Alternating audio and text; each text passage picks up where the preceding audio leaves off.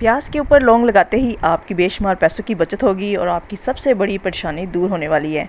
आज की वीडियो में मैं ऐसी आपके साथ टिप्स और आइडियाज़ और ट्रिक्स शेयर करूंगी कि आपकी ज़िंदगी बहुत आसान हो जाएगी। ख़ास तौर पर आपके तमाम काम आसान हो जाएंगे और टाइम के साथ साथ पैसों की भी बहुत ज़्यादा बचत होगी। तो इसलिए मेरी अपनी प्यारी ऑडियंस से रिक्वेस्ट है कि आपने वीडियो को फुल देखना है, कहीं से कोई पॉइंट स्किप नहीं करना, ताकि आप इससे मुकम्मल तौर पर मुस्तफ़ीद हो सकें। बिस्मिल्लाहिर्रहमानिर्रहीम, अस्सलाम वालेकुम माय स्वीट ऑडियंस। उम्मीद है कि आप सब खैरियत से होंगे, खुश होंगे और खुशहाल ज़िंदगी गुजार रहे होंगे। मैं हूँ शाज़िया वैस और टिप नंबर 1 में मैं आपके साथ शेयर करूँगी मोबाइल की चार्जर की जो वायर होती हैं, इससे रिलेटेड मेरी ये टिप होगी। अमूमन क्या होता है, जब हम मोबाइल को चार्ज करते हैं तो हमें आइडिया ही नहीं रहता कि कौन सी साइड को एग्जैक्ट मोबाइल की जो चार्जिंग पोर्ट होती है उसके अंदर कैसे लगाएं। कभी कभी तो लगाते लगाते ऐसे होता है कि हम रॉन्ग लगा देते हैं और जब मोबाइल चार्जिंग पे लगाते हैं तो वो चार्ज नहीं होता, जिससे हमारा बहुत ज़्यादा टाइम वेस्ट होता है। तो ये देखिए, देखने में तो ये लग रहा है कि सही चार्जिंग पिन जो हमने इंसर्ट कर ली है, लेकिन जब हम चार्जिंग पे मोबाइल को लगाएंगे तो मोबाइल चार्ज नहीं होता। और सम टाइम तो कुछ पिन्स ऐसी होती हैं जो रॉन्ग इंसर्ट ही नहीं होती।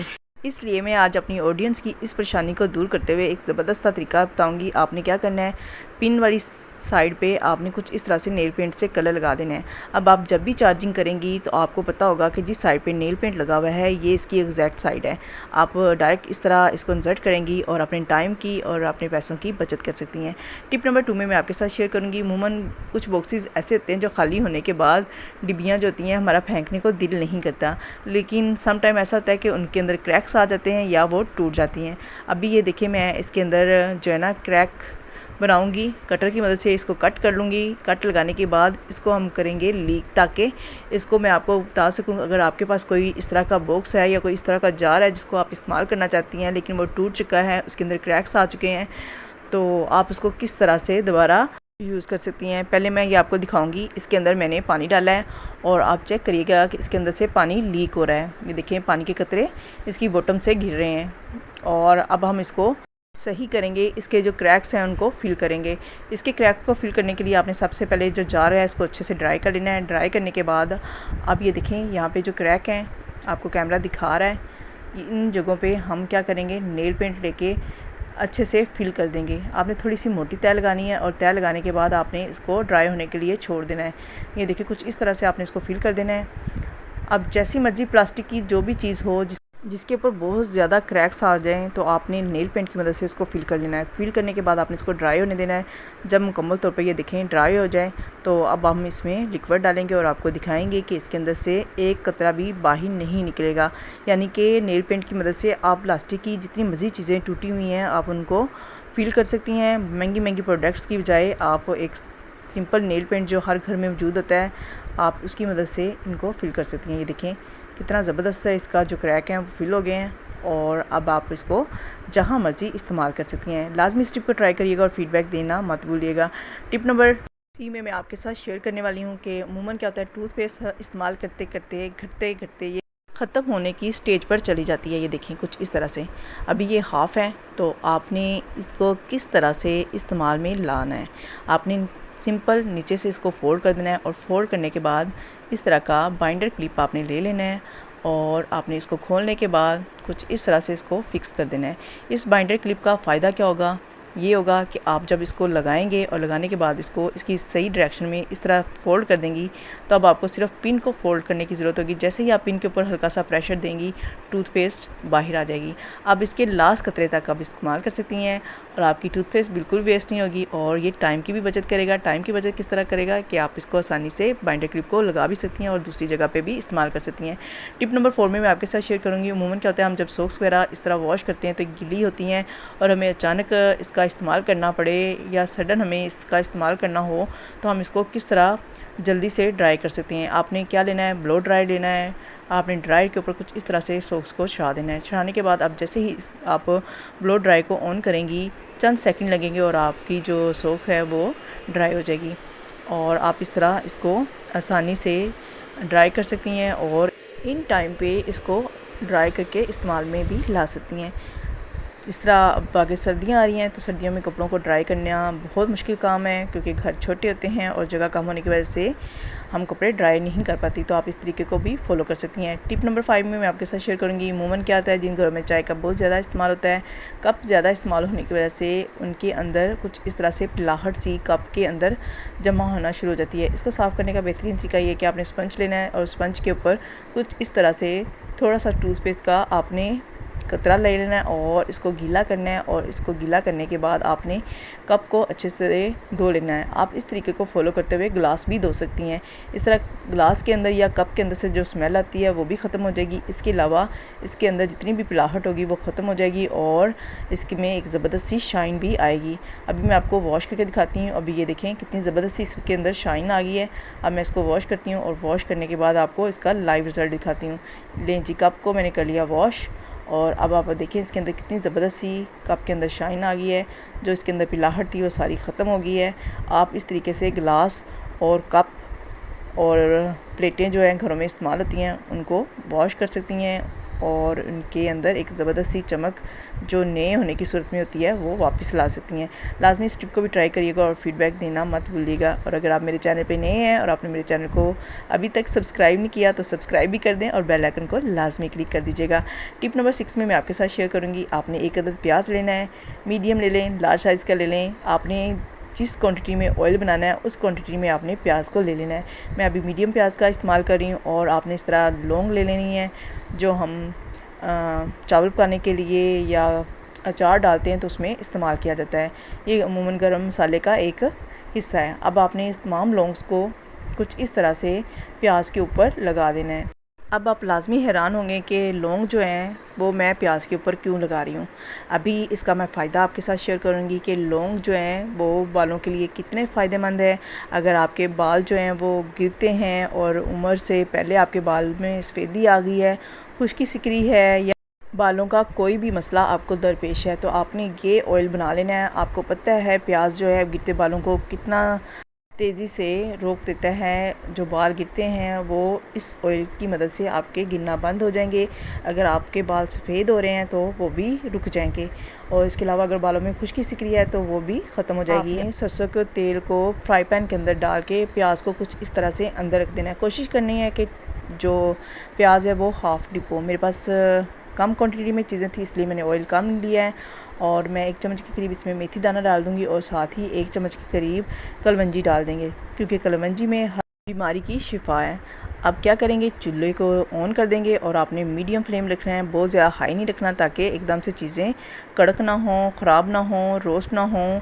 तो आपने बिल्कुल लो फ्लेम पे इनको पकाना है ताकि इनके अंदर जितनी भी तासीर है वो सारी निकल के ऑयल के अंदर आ जाए। अब आपको मैं फ़ाइनल लुक भी दिखाऊंगी कि आपने इनको किस हद तक फ्राई करना है।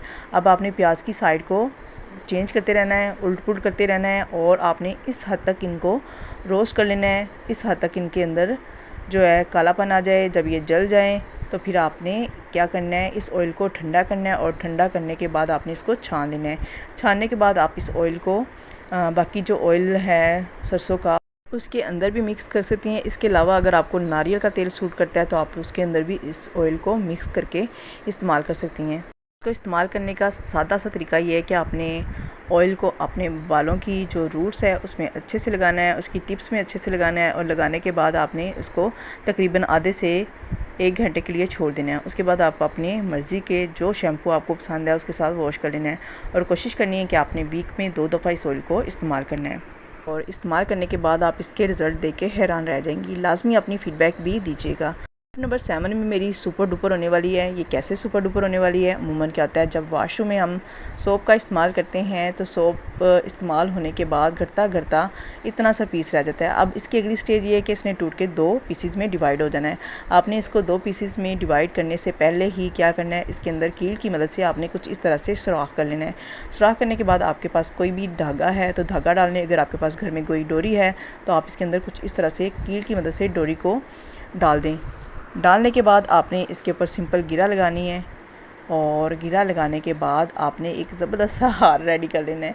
अब इस हार को हमने कहाँ इस्तेमाल करना है, आपने इसको क्या करना है, जो आपके वॉशरूम के अंदर साबुनदानी होती है उसके ऊपर आपने कुछ इस तरह से इसको लटका लेना है। इसको इस तरह करने का क्या फ़ायदा है? ये फ़ायदा है कि जब पानी आप इसके ऊपर लगाएंगी, इसको इस्तेमाल करेंगी, तो इसका सारा पानी जो है वो नीचे निकल जाएगा और साबुन ड्राई रहेगा और आप इसके आखिरी पीस तक इसको इस्तेमाल कर सकती हैं। इसके अलावा अगर आप चाहें तो आप इसको टैप के ऊपर कुछ इस तरह से हैंग कर लें और हैंग करने के बाद इसको इस्तेमाल करें और इसके अंदर जो भी पानी जाएगा वो आहिस्ता आहिस्ता निकलता रहेगा और जो साबुन है वो गलेगा नहीं और इस तरह आप साबुन को लंबे अरसे तक इस्तेमाल कर सकती हैं। ये टिप भी लाजमी ट्राई करिएगा, बहुत फ़ायदा होगा आपको इससे। टिप नंबर 8 में मैं आपके साथ शेयर करूँगी। अमूमन क्या होता है, इस तरह जो वाटर बोतल होती हैं या कोई भी बोतल के अंदर आप लिक्विड लेके आती हैं, तो क्या होता है, हम जब इस तरह बोतल को किसी शॉपर के अंदर डालते हैं और जब हम इसको सीधा करके उठाते हैं तो ये क्या होती है, बोतल जो है गिरती रहती हैं, कभी इधर गिर गई तो कभी दूसरी साइड पे गिर गई, यानी ये लटकती ही रहती हैं। तो इनको सीधा रखने का और इसके अंदर जितना भी लिक्विड है उसको सेव करने का ताकि वो ज़ाया ना हो, तो आपने क्या करना है, शॉपर को कुछ इस तरह से इसके ऊपर लगा के और कैप को कर देना है बंद और दूसरी बोतल को आपने कुछ इस तरह से अपोजिट साइड पे जो पेज है, जो आपका शॉपिंग बैग है, उसको इस तरह बंद कर देना है। अब आप इसको जैसे मर्ज़ी उठाएं, जिस तरह मर्ज़ी घुमाएं, बोतल जो है वो सीधी रहेंगी, बैलेंस में रहेंगी, गिरेंगी नहीं। अगर गिरेंगी नहीं तो इसके अंदर जो लिक्विड है वो भी ज़ाया नहीं होगा। ये देखें कितना ज़बरदस्त तरीका है। आप इस तरीके को फॉलो करके शॉपर को बाइक पे आसानी से हैंग भी कर सकती हैं। टिप नंबर 9 में मैं आपके साथ शेयर करूँगी। अमूमन क्या होता है, हम जब किचन में काम करते हैं तो हमारे हाथ जो हैं बहुत ज़्यादा ऑयली हो जाते हैं या गंदे हो जाते हैं, तो हमें क्या करना पड़ता है, वॉशरूम की तरफ दौड़ना पड़ता है ताकि हम हाथ को बार बार वॉश करें। इसके लिए बेहतरीन तरीका ये है कि अगर आपके पास साबुनदानी नहीं है तो आप इस तरह बाइंडर क्लिप लेके एक बड़े साइज़ का और एक छोटे साइज़ का, छोटे साइज़ को आपने कुछ इस तरह से सेंटर में इसको लगा देना है। अब लगाने के बाद इनकी पिंस को करना है कुछ इस तरह से सीधा, और सीधा करने के बाद ये एक ज़बरदस्त सा आपके पास जो है ना साबुनदानी रेडी हो गई है। अब आपने क्या करना है, इसको बैलेंस जगह पे रखना है और बैलेंस जगह पे रखने के बाद आपने इसके ऊपर सोप को कुछ इस तरह से एडजस्ट कर देना है। साबुनदानी का फ़ायदा ये होगा कि जब आप हैंड वॉश करेंगी इसके अंदर पानी के कतरे नहीं रुकेंगे और आपका जो साबुन है वो ज़ाया भी नहीं होगा और आप साबुन को लंबे अरसे तक इस्तेमाल कर सकती हैं। और सबसे बड़ी जो खुशी होगी वो ये कि आपने इस साबुनदानी को ख़ुद बनाया होगा।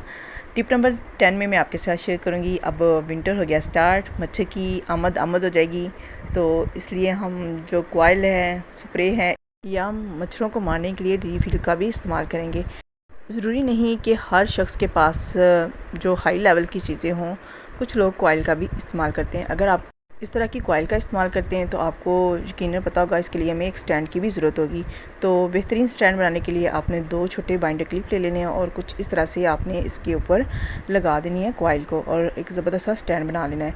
स्टैंड बनाने के बाद आपने इसको सिंपल जलाना है और जलाने के बाद आपने जो एहतियाती तदबीर करनी है, इसको लाजमी किसी प्लेट के अंदर रखना है ताकि इसका जो ट्रैश है वो प्लेट के अंदर गिरे और आपको कोई नुकसान ना हो। और इसके अलावा अगर आप चाहती हैं कि एक लिमिटेड टाइम के लिए ये कॉइल यहाँ तक जले, तो आपने क्या करना है, इसके ऊपर वैसलीन लगा लेनी है या इसको पानी की मदद से गीला कर देना है। इसका फ़ायदा ये होगा कि कॉइल चलते चलते जहाँ पे गिल्ली होगी वहाँ पे आके बंद हो जाएगी, ज़्यादा कॉइल जलेगी नहीं, कमरे में धुआं नहीं होगा। इस तरह आप पैसों की बचत भी कर सकती हैं। तो ये टिप आपकी हेल्थ के लिए भी बहुत ज़बरदस्त है। लाजमी इन टिप्स को ट्राई करिएगा और अपनी फ़ीडबैक लाजमी दीजिएगा क्योंकि आपकी फ़ीडबैक मेरे लिए बहुत कीमती है। तो इसलिए अगर आपको वीडियो ज़रा सी भी पसंद आई है तो वीडियो को लाइक करना और फ्रेंड्स एंड फैमिली में शेयर करना और चैनल को सब्सक्राइब करके बेल आइकन को क्लिक करना मत भूलिएगा। और अगली वीडियो तक टाटा बाय बाय।